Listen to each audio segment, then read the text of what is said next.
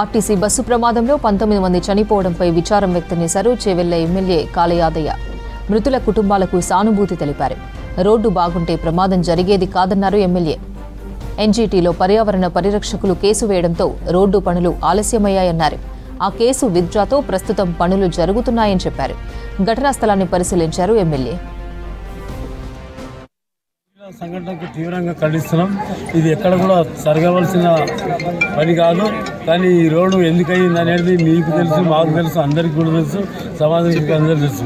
అప్పటి నుంచి మన్నెగూడ వరకు, అప్పటి నుంచి హైదరాబాద్ బీజాపూర్ రోడ్ ఏదైతుందో బీజాపూర్ నుంచి మన్నెగూడ వరకు కంప్లీట్ అయింది. మన్నెగూడ నుంచి అప్పదాకా కావాల్సిన రోడ్డు ఇక్కడ ఉన్నటువంటి పర్యావరణ పరిరక్షకులు ఎవరైతే ఉన్నారో ఎన్జీటీలో కేసు వేయడం వల్ల మరి గత 6-7 సంవత్సరాల క్రితం రోడ్డు శాంక్షన్ అయితే ఇప్పటిదాకా పని చేయకుండా ఆ ఎన్జీటీలో కేసు వేయడం వల్ల ఆగిపోయింది. కాబట్టి అక్కడ ఉన్నటువంటి కాంట్రాక్టర్లు అన్ని రకాలుగా సేవ చేయడానికి, పని చేయడానికి అన్ని ఏర్పాటు చేసుకున్నప్పటికీ కూడా అనేక సార్లు కోర్టు డైరెక్షన్ వల్ల చేయలేకపోయారు.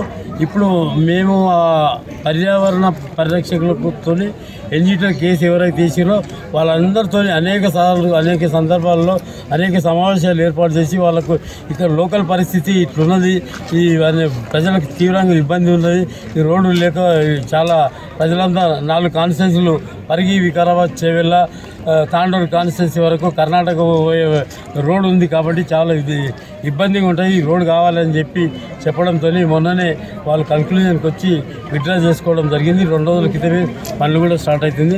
వీలైనంత వరకు ఈ రోడ్డును అతి త్వరలోనే కంప్లీట్ చేయడానికి సిద్ధంగా ఉన్నాం. ఈరోజు ఈ జరిగిన సంఘటనలో మృతి చెందిన మృతులకు తీవ్ర సానుభూతి.